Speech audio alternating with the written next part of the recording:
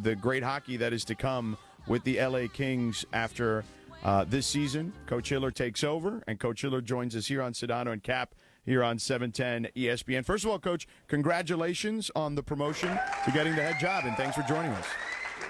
Hey, thanks, guys. Yeah, no, I appreciate that. He had some good tunes going on there, too. I just came in a little bit early, so I cut the tunes as you wound into the next segment. Yeah. Okay, well, I am curious, because I know players, right? They listen to stuff before games. They're getting themselves ready. What does Coach Hiller listen to on like an off day? If there's going to be a musical aspect to your day, what is in the what is in the rotation? Well, okay. Well, I'll it's a little bit of everything, but I will tell you this.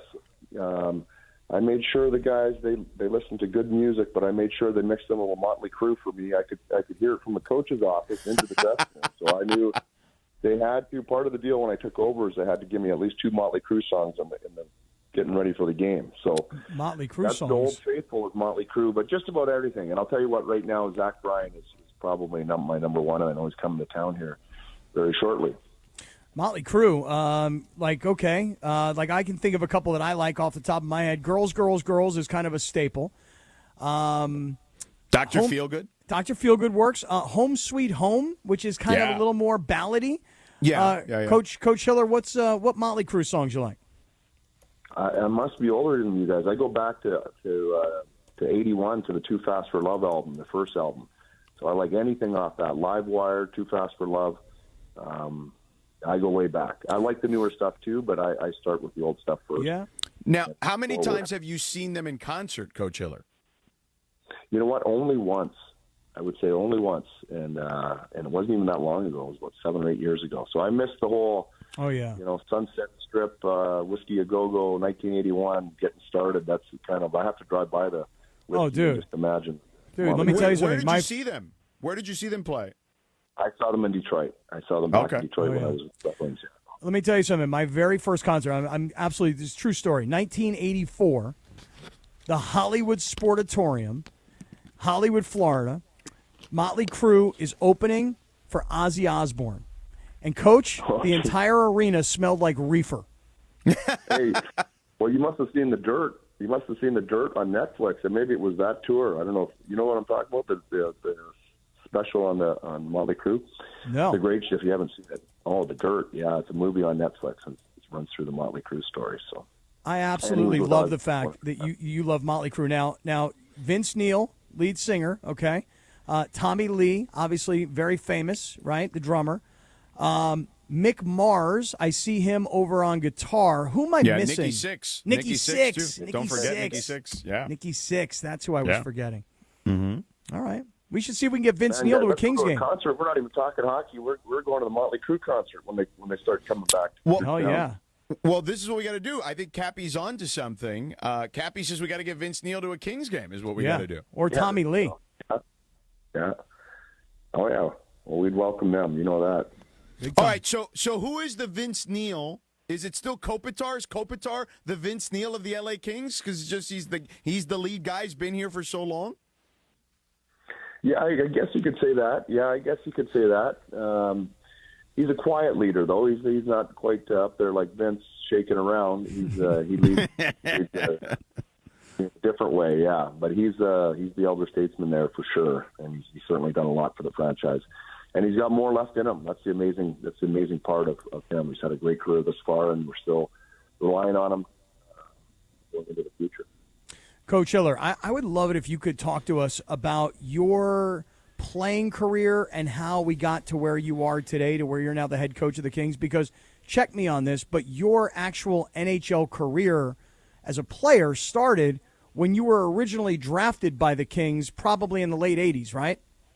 Yeah, that's it. 89, 30, almost just shy of 35 years ago, yeah. And I think the Gretzky trade happened earlier in that summer, later that summer, was it not? Did Gretzky trade in 89? I think he did. And then, that really put LA on the map at that point. When he came in, a lot of excitement. And I played college hockey and then left my college team and came and joined the team in 92, in the spring of 92 in the playoffs. So, what a thrill to get in there with not only Wayne, there's so many others. Luke Robitaille, who's still here. Rob Blake, who's still here. Jim Fox was around. There's so many people. Bill Evans. These people who are still heart and soul LA Kings, playing or management or broadcasting or otherwise. So it's great to come back and reconnect with those people. Yeah. Well, I had a relatively short stay in LA. I think it was only here. I got traded in February with Paul Coffey out to Detroit and bounced around a little bit from there.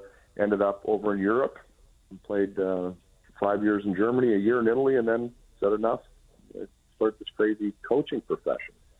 Dragged my family all over North America. Yeah, I bet. Well, that's what I was curious about. What I was curious about was, look, you are obviously a guy who, coming up, you had this great college hockey career and played on some championship caliber hockey teams in college, bounced all around the NHL until like you said, you went over to Europe and through the minor leagues and then over to Europe. And then at what point in your playing career, which lasted about 10 years, at what point do you go, you know what, I actually think I'm going to be a coach rather than being a Hall of Fame caliber player? How did that happen? Well, two things, I guess. One was the realization I wasn't going to be a Hall of Fame caliber player, so that made me have to change paths. And you know what? I always loved the game. I thought I would, be part of hockey in some way, shape, or form. But as you mentioned, I played at a place called Northern Michigan University, small school in the Upper Peninsula of Michigan, and we just kind of had a ragtag team. But we had some really good coaches, and a fellow by the name of Rick Comley was our head coach. We ended up winning the national championship and beating Boston University and Wisconsin, all these really big, powerful schools. And I think it was at that point I was like, well, it's pretty incredible what, a coach can do if he can get everybody together and lightning strikes and get everybody on the same page. We had such a great experience as players, and I really felt the coaches had a lot to do with it. So I thought, you know what, let's see the power a coach can have, and hopefully I can have a similar impact someday. Well, and you've got this, opportunity. Which there's, we talked about Kopitar being a guy who's been, on this franchise forever. He's a legend here in LA. But you've got some good young guys on this roster that you can work with, in Byfield and Clark. What do you see in those guys? They're still just 21 years old, I believe. What do you see in those guys as the future moves on for them? Yeah, those are, eventually, there's always a push from underneath. And, I can speak to Quentin first. And they had similar paths because Quentin, he spent some time in the minors as well, which Clark did this year, up and down. But now Quentin spent some time. He paid his dues. He worked on his game. And then when he joined us in the middle of the year last year, he really hasn't looked back. His game's just gotten better and better and better. We're excited for his season this year. And then this year he went and, he had 55 points, I believe, 20 goals. He really had a breakout year. But he's a player that's big and powerful, and I keep saying this, he's got a tremendous work ethic. So you can't set a ceiling for a guy with a work ethic because he'll always achieve whatever he can get to. We don't know what that is yet, but he'll give himself his best chance, and he'll be a player that's I would suspect to be a King for a long time and lead the team into the future. And Coach, we don't know him as well, but he's he's a young guy. He's the defenseman. Yeah. And all kinds of offensive ability, which, of course, you've heard us talk about. We need to score a little bit more without giving up some of the defensive strengths that we have. And he's a guy that'll be a power play player and all those kinds of things. So when the time's right, he'll join us and he'll help us in some offensive areas. Coach, George and I are going to ping pong you because we've obviously got different interests. I want to go back to how you get this job and what it's like when you're an assistant coach and then they fire the coach and then you become the interim coach and then, of course, you get the job now. Congratulations, you're the head coach. How is that? Is it uncomfortable, when that happens during a season and you have to be the guy that replaces the guy you were working for? Well, let me tell you this. You can imagine. How long have you guys worked together? Well, we go back over 30 years together, but we've been together now for, what would you say, George, in our second iteration? It's about 3 years now that we've been working daily together, but we do know each other for, over 20-something years, yeah? Yeah, okay. Well, let's just say, and you guys do a good job together, you respect each other, and all of a sudden one day one has to go away. It's not a good feeling. You build a friendship, a camaraderie, And so that's what happens in our case. Todd McClellan, an excellent coach, a great person. We just went through a rough patch of hockey for whatever reason. We just lost our touch around the net. We didn't score. And so a friend, colleague, guy you like, respect and appreciate, isn't there the next day. So somebody has to take that over. Sometimes they ask the current assistant coaches. Sometimes they bring somebody in from the outside. In this case, they asked me. So you feel bad because you've lost a friend and a mentor, but now you've got to do the job. So you have to turn your head pretty quickly to what's required. And I think it was fortunate for me, the guys were with the All-Star break, so they had gone on holidays, they got out of town for a few days, came back fresh. We had just played a lot of hockey in a short amount of time. They were able to just get going again. I think that break really helped them just to get going again and score some goals, got some confidence back, and then we finished pretty strong. Well, I'll say this. Your profession, coaching, and our profession, the media, have two things in common.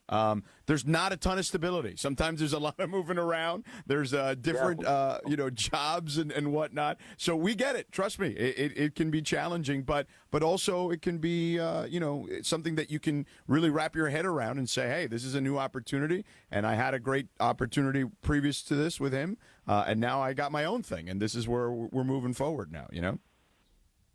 Yeah, well, I mean, for whatever reasons, you guys in your industry done the same thing. You pick.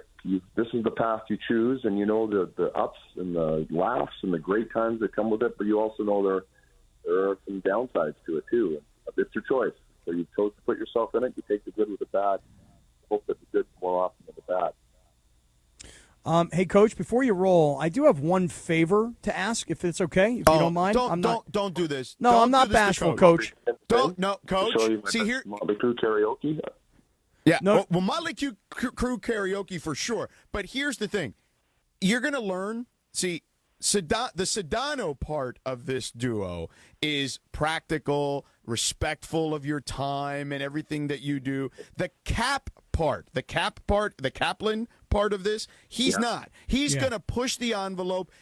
We just had Magic Johnson on the other day. He asked him for 8 field passes because he's now a part owner of the Washington Commanders. Like, he's going to push the envelope. He's probably going to ask you to ride the Zamboni or something, or do the do-si-do on skates with Bailey. I mean, this guy's got no filter here. No, but Coach, here's what I am going to ask for. Okay, it turns out last year when the Kings, how when they do the ice skating rink at LA Live, right, with the Christmas tree, you know about that, right?